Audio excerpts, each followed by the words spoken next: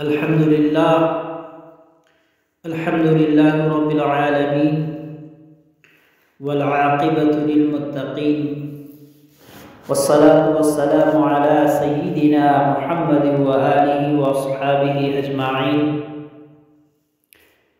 أما بعد فأعوذ بالله من الشيطان الرجيم.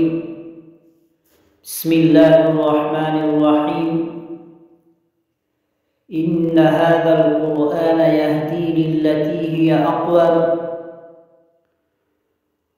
وقال النبي صلى الله عليه وسلم: القرآن حجة لك وعليك. صدق الله العظيم وصدق رسوله النبي الكريم ونحن على ذلك لمن الشاهدين والشاكرين والحمد للہ رب العالمین. محترم ناظرین، السلام علیکم ورحمۃ اللہ وبرکاتہ. امید کرتا ہوں سب خیریت سے ہوں گے. آج گفتگو کے لیے جس عنوان کو انتخاب کیا گیا وہ ہے قرآن مجید کے حقوق میں سے چوتھا حق. قرآن مجید کے حقوق میں سے چوتھا حق یہ ہے کہ اس میں جو ہدایات اللہ تعالیٰ نے ہمیں دی ہے ان کو اپنی زندگی میں نافذ کیا جائے. ہر مسلمان کے لیے لازم ہے کہ قرآن مجید کے اس حق کو پوری طرح ادا کرنے کی کوشش کریں، کیونکہ سیکھنے کے بعد عمل ہی کا مرحلہ ہے. اس کو عملی زندگی میں لانا چاہیے، وہ انفرادی ہو یا اجتماعی.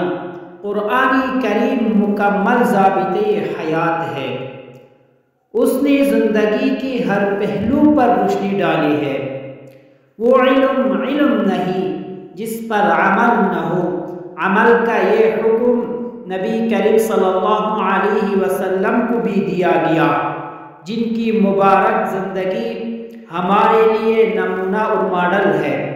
قرآن کریم میں ہے: اتبع ما اوحی الیک من ربک، کہ آپ اس وحی کی پیروی فرمائیں جو آپ کی رب کی طرف سے نازل ہوئی. یہی وجہ ہے کہ حضرت عائشہ رضی اللہ عنہا فرماتی ہے: کان خلقہ القرآن، کہ سرا قرآن نبی کریم صلی اللہ علیہ وسلم کے اخلاق ہے. بہرحال قرآن کریم تب ذریعہ نجات بنے گا جب اس پر عمل ہو. قرآن مجید کا چوتھا حق ہر مسلمان پر یہی ہے کہ اس پر عمل کریں، اور ظاہر ہے کہ ماننا، پڑھنا اور سمجھنا سب فی الاصل عمل ہی کے لیے مطلوب ہے. یہی وجہ ہے کہ خود قرآن حکیم اور اس ذات اقدس نے جس پر یہ نازل ہوا صلی اللہ علیہ وسلم اس بات کو بالکل واضح فرما دیا ہے کہ قرآن پر عمل نہ کیا جائے تو اس کی تلاوت یا اس پر غور و فکر کر کے کچھ حاصل نہیں ہوگا، بلکہ ایمان ہی معتبر نہیں رہتا. چنانچہ قرآن مجید نے فیصلہ سنا دیا کہ وَمَن لَّمْ يَحْكُمْ بِمَا أَنزَلَ اللَّهُ فَأُولَٰئِكَ هُمُ الْكَافِرُونَ، اور جو فیصلہ نہ کرے اس کے مطابق جو اللہ تعالیٰ نے نازل فرمایا تو ایسے ہی لوگ تو کافر ہے.